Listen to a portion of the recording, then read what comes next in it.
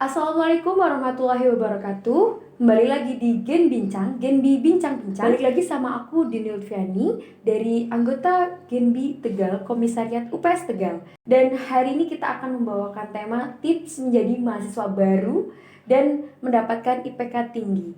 Hari ini kita kedatangan tamu demisioner Ketua Korkom Genbi Tegal periode 2020-2021. Betul ya?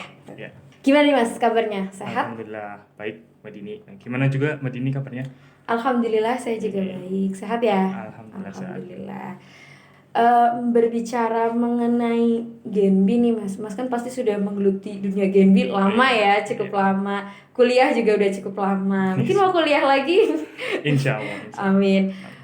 Bentar lagi ini kita akan masuki PKKMB, pengenalan mahasiswa baru. Nah, aku mau tanya nih Mas, buat teman-teman mahasiswa baru di sini, kita kan pasti pengen tahu gimana sih caranya jadi mahasiswa baru.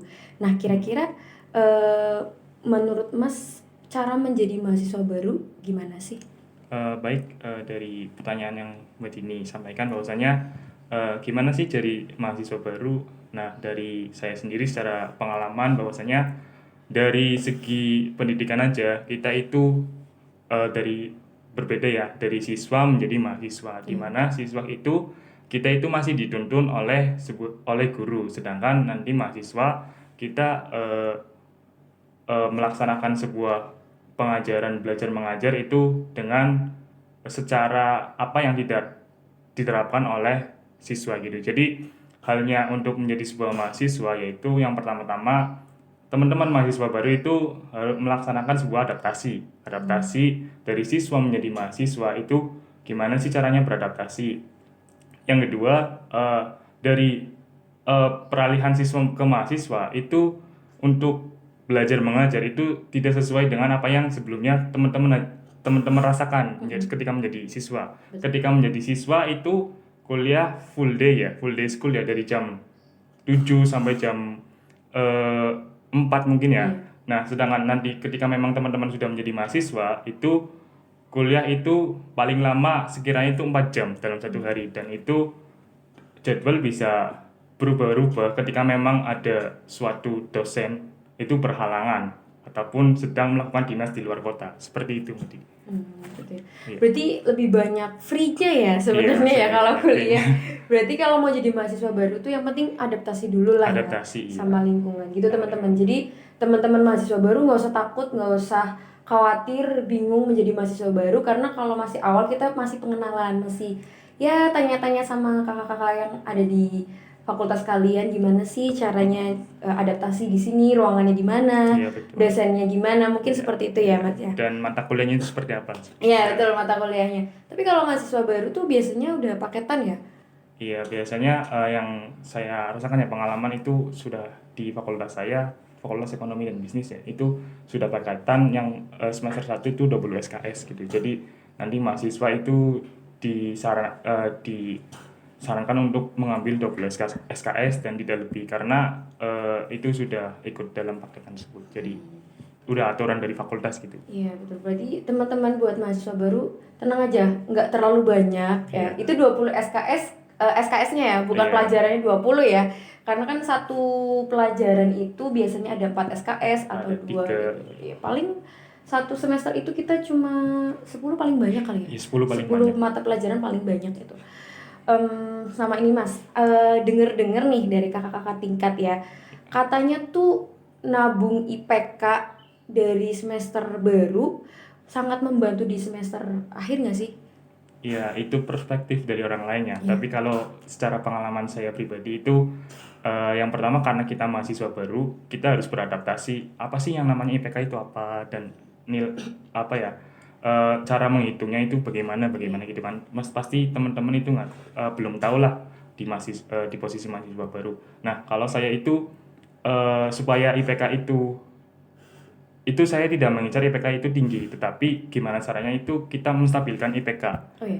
Jadi yang pertama itu lakukan adalah, saya memang dari dulu itu sengajalah kita beradaptasi.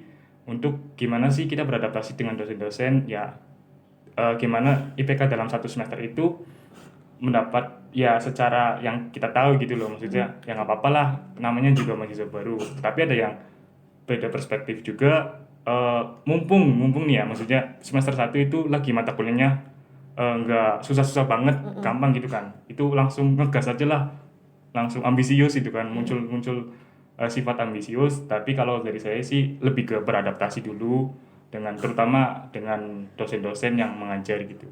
Oke. Berarti ada dua perspektif ya? Iya, betul. Tergantung dari teman-teman mahasiswa baru mau pilih yang mana nih? Mau dikejar di awal atau mau adaptasi dulu, nanti di akhir juga santai ya kayak gitu. Yang penting senyamannya teman-teman, daripada ambisi di awal nanti di tengah-tengah malah jatuh, bosen, akhirnya nilainya juga tertinggal. Nah, dengar-dengar nih, Mas Hanif ini kan IPK-nya kumlot ya. Jadi mau tahu nih gimana sih tips biar dapat IPK ya tinggi, atau gimana cara mempertahankan IPK biar tetap di atas 35 lah. Oke, yang pertama yang saya lakukan itu pasti setiap semester itu berubah-ubah dosennya gitu kan. Iya, Mata kuliahnya juga berubah. Nah, yang saya lakukan itu yang pertama dari mulai masuk perkuliahan awal sampai ujian tengah semester, itu saya baru mulai beradaptasi. Ini gimana sih cara sistem belajarnya itu gimana, terus cara ujiannya itu soal-soal yang diajukan itu seperti apa, dan gimana cara penilaian dosen kepada mahasiswa gitu kan. Dosen-dosen kan menilai mahasiswa itu ada berbagai macam ya. Ada yang tiap hari, maksudnya tiap pertemuan dikasih tugas, ada yang kuis, ada yang tugasnya santai gitu kan, masing-masing. Nah, kita itu lebih dicermati lagi untuk terutama pada dosen-dosen ya. Terus yang kedua itu setelah kita UTS, baru kita sudah tahu nih bahwa dosen ini penilaiannya seperti ini. Nah, yang kita lakukan adalah memaksimalkan sebaik mungkin kesempatan yang ada di UAS. Jadi kita dimaksimalkan mungkin itu di UAS, karena yang saya alami perbandingan atau persentase dari nilai UAS itu sangat berpengaruh, bahkan lebih dari 50% gitu kan. Jadi itu yang saya lakukan. Yang selanjutnya adalah dari kita belajar itu bukan hanya di ruang kelas, betul kan? Jadi kita belajar ya, apalagi saya mengambil ekonomi kan nggak melulu di ruang kelas kayak gini seperti ini. Itu mulu ya? Nggak mungkin. Kita juga harus mengikuti perkembangan ekonomi itu yang ada di Indonesia, ataupun perkembangan yang teman-teman ambil di prodi masing-masing, itu sejauh mana teman-teman bisa mengakui bahwa teman-teman itu bukan hanya belajar di ruang kelas saja seperti itu. Jadi teman-teman bisa rajin-rajin baca berita lah, baca artikel atau apa, itu sangat bermanfaat nanti untuk perkuliahan teman-teman, dan bisa mendongkrak dari pengetahuan teman-teman untuk berani speak up ya ke dosen, supaya dosen mengetahui bahwa teman-teman itu lebih paham apa yang teman-teman ambil dari prodi teman-teman gitu. Oke, berarti yang pertama tuh kita harus memahami dosennya dulu. Sistem pembelajaran gimana teman-teman, entah itu kuis, tugas, ataupun yang lainnya. Dan kita juga harus belajar di luar kelas ya. Karena kan di kelas kita tetap diambil keaktifannya. Kalau kita cuma diem-diem aja juga kan pasti tidak ada nilai plus ya. Maka dari itu kita harus belajar di luar kelas biar kita di dalam kelas kita sudah mengetahui. Oke. Ngomong-ngomong bahas IPK ya Mas ya. Mas kan berarti udah SE nih ya, atau SE gitu kan? SAKT. Oh ya, SAKT akuntansi ya? SAK ya. AKT ya. Nah, Mas kan berarti udah ikut Genbi selama 2 tahun ya? Iya, 2 tahun. 2 tahun sudah cukup lumayan banyak ya. Gimana nih kesan Mas selama mengikuti Genbi? Baik, kesan yang pertama, saya tentu senang ya, apalagi sudah dipandu oleh Bank Indonesia. Di kantor perwakilan Bank Indonesia memberikan beasiswa kepada mahasiswa di Universitas Pancasila Tegal, bukan cuma di Universitas Pancasila Tegal, ada di UIN IAIN Pekalongan yang sekarang namanya diganti UIN Gusdur, terus di Universitas Pekalongan. Nah, itu sangat membantu dari teman-teman yang sekiranya mengalami permasalahan di ekonomi, dan tugas dari teman-teman untuk menjadi Genbi itu sebagai frontliner dari kebijakan Bank Indonesia. Jadi kan tentu masyarakat ada yang tahu, ada yang tidak tentang kebijakan Bank Indonesia, maka kita sebisa mungkin mensosialisasikan kepada masyarakat bahwa ini adalah ada kebijakan baru dari Bank Indonesia. Jadi teman-teman dari Genbi juga secara utuh itu harus mensosialisasikan kepada masyarakat supaya masyarakat itu tahu gitu. Jadi ketika kita mendapatkan informasi dan segala macam itu harus disampaikan kepada masyarakat. Jadi masyarakat juga perlu tahu, mengetahui apa yang dilaksanakan kebijakan dari Bank Indonesia seperti itu. Yang kedua itu dari Genbi sendiri kan dari Sabang sampai Merauke nih. Ada semua ya. Iya ada semua. Jadi ada semua itu per provinsi mungkin ada ataupun per karesidenan itu. Sedangkan di Jawa Tengah kan ikutnya per karesidenan, ada 4 karesidenan ya. Di Pekalongan, Solo, Purwokerto sama Semarang. Nah, itu cukup membantu teman-teman itu dalam mendapatkan relasi yang banyak dari teman-teman ya. Eksplor ilmunya apalagi dari universitas-universitas yang ternama yang ada di daerah Jabodetabek ataupun daerah di Jogja ataupun Semarang kan pasti kita saling sharing ilmu gitu kan. Jadi ketika memang teman-teman sudah ikut dalam Genbi, mungkin ilmunya nggak cuman bagaimana cara berorganisasi gitu, mungkin lebih ke wawasannya dari teman-teman dan bagaimana gitu tentang ekonomi ataupun yang ada di bank sentralan seperti itu. Berarti luar biasa sekali ya. Yeah. Selain kita dapat beasiswa, bantuan untuk uang kuliah, kita juga dapat relasi ilmu juga ya, luar biasa sekali. Makanya buat teman-teman mahasiswa baru, mungkin nanti di semester 3 kalian ada pendaftaran, jadi ditunggu terus informasinya dan tetap pantengin YouTube channel dari Genbi Tegal. Oke.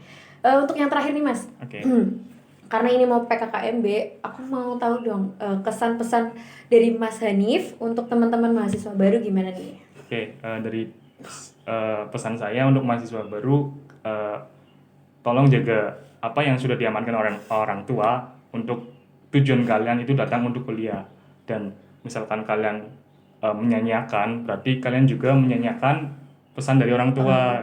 Jadi oke lah, katakanlah di dunia perkuliahan itu kita bebas mau berpikir macam apa, tetapi kita harus mengontrol diri sendiri untuk apa yang diinginkan oleh tujuan orang tua seperti itu. Jadi teman-teman bebas mengikuti berbagai hal macam kegiatan yang ada di kampus ataupun di luar kampus itu silahkan teman-teman lakukan, tetapi ingat yang pertama adalah teman-teman masuk ke sini itu tujuan dengan supaya mendapatkan gelar dan orang tuanya bangga seperti itu. Jadi meskipun tetap santai tapi harus tetap serius ya teman-teman. Buat mahasiswa baru nggak usah takut untuk melakukan aktivitas barunya. Oke, mungkin hari ini podcastnya kita cukupkan karena durasinya sudah cukup panjang dan kita akan mengupas tuntas semua kebijakan dari BI ataupun mungkin informasi-informasi tentang Genbi dan tips and trik dari Genbi tentunya. Kurang lebihnya cukup dari saya. Wassalamualaikum warahmatullahi wabarakatuh. Bye bye.